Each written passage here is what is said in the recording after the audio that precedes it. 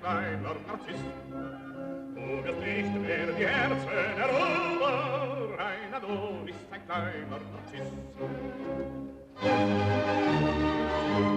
Und vergiss diese prangenden Federn, diese Blumen, die schimmernden Bänder, diese Locken, die seidenen Gewänder. Our current political atmosphere on YouTube is born of the sides that were chosen during Gamergate. That's how I would dare fucking say that our current president, the most powerful man in the world,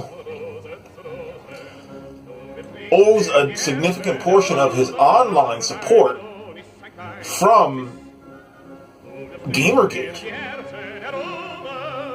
That is how relevant, in the most toxic way possible, this kind of otaku fascism, it's branded as Kekistan now.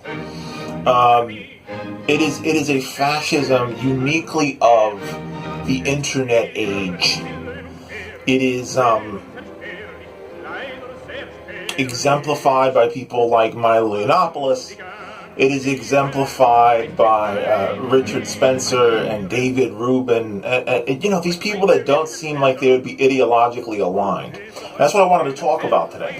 I wanted to talk about the decisions that had to be made about whether or not people were going to continue to participate in otaku fascism. Right? The lonely nerd who has spent their entire life in a consumerist society, deriving all of their identity from their hobbies, and is used to having, being pandered to as consumers, and threatened by anyone else daring to participate in the only form of distinction that they have, the only subject they have knowledge on, whether it's video games or comic books, or even geeky properties in film. This idea that SJWs are coming in to take my Ghostbusters, take my video game tits away, take my to make my Captain America a black woman, and to make my my Batman a gay Chinese man. You know what I mean? So the otaku Nazis, who now are, I mean, again, I don't think that there's really any daylight left, because otaku Nazis are literally waving their own flag patterned after the Nazi flag, and using the ironic language of the internet to perpetuate legitimately fascist ideology, because you can't, basically the whole Sargon of Akkad thing of, Hitler did nothing wrong, lols, just JK, lol JK.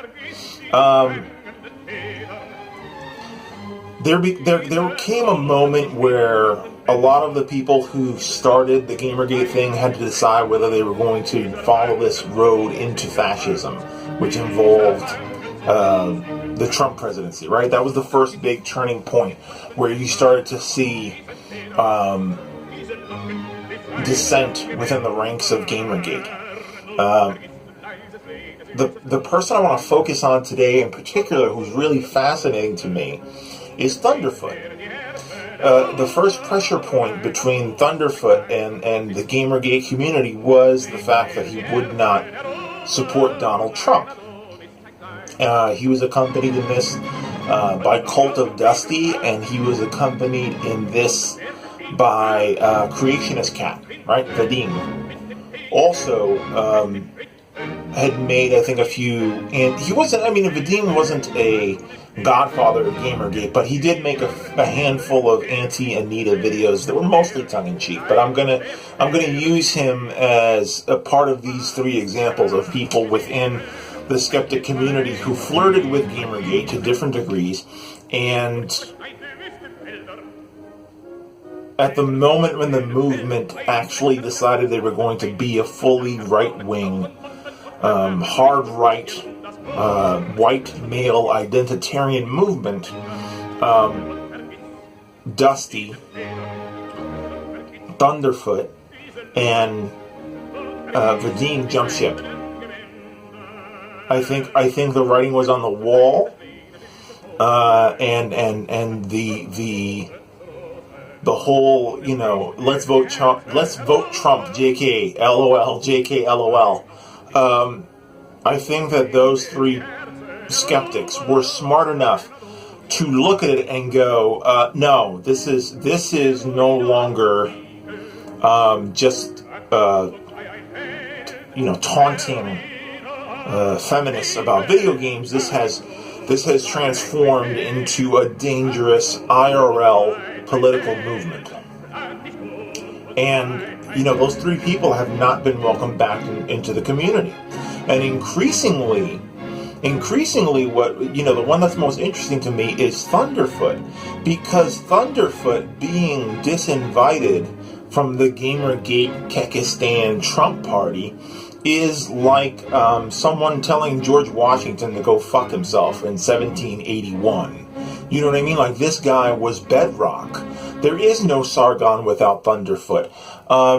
There is no Gamergate without Thunderfoot. There are no shitlords without Thunderfoot. Everything is begotten of Thunderfoot, and his own movement has moved far to the right of him, and has become so extreme that last week at VidCon, when Sargon and his little army of dickheads sat in the first three rows of an anti-bullying panel that Anita Sarkeesian was sitting on, to deliberately intimidate her and provoke a response from her so he could that sitting in the front row thing was a way of reigniting Gamergate. He needs Anita.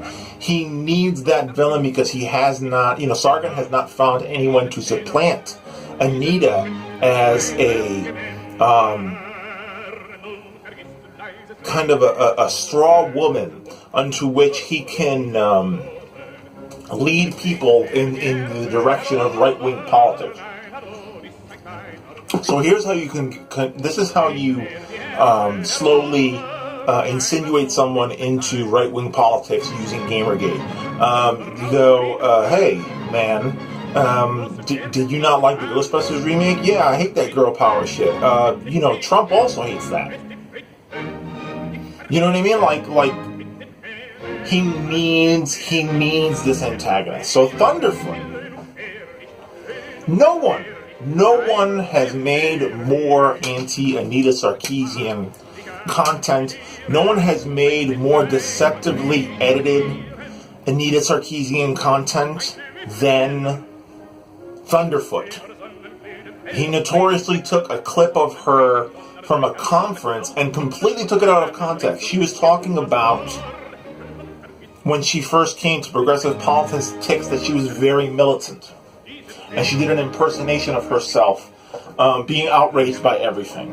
And then Thunderfoot took this and chopped it so that it looked like the impersonation was her talking about her current mindset. Everything's racist, everything's sexist, and we need to call it all out and be angry about it. That was a completely out of context quote. So I am not here to give head pats to Thunderfoot for acting like a civilized human for the brief period that he has. He also had a sort of a flashpoint moment before this, and after he went to supporting Hillary Clinton, there was the tragedy with the Skeptic Feminist channel and the joking around with the death of Ivy and the alleged crimes of Russian Deadpool, and a couple of people from within Sargon Circle made a bunch of grim, perverse jokes, and Thunderfoot took it personal and decided that he was going to be the grown-up of the situation and pointed out that this was bullshit. That this is not the way you conduct yourself. But my problem with all of that is that they're imitating you. They're imitating the way that you talked about feminists in the past. Sargon is Thunderfoot's son. They're all Thunderfoot's children. So, forgive me if I am not the first person to jump at the chance to call Thunderfoot our Lacy Green, meaning a person who has been had the scales removed from their eyes and been born again to a new philosophical position. I think Sargon just has beef with people in his own community, and yeah, it took some moral fiber to do what he's done in terms of standing up against the mocking of Ivy's death and the to push against the Trump boosterism, and it has taken some moral fiber for him to recently actually stand up to Sargon and point out that in this case Anita was unfairly provoked.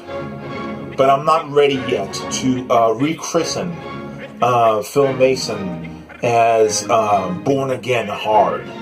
Let's see if in the next few months, here's my big prediction. In the next few months, you're going to see Sargon and his tribe try to parlay this Anita thing into Gamergate Part 2, which he's been salivating for a long time. Let's see where Thunderfoot stands during Gamergate 2. I'll kiss his fucking ring if he's able to summon the moral fortitude to be on the right side this time. Diese Locken, und er hieß, die seinen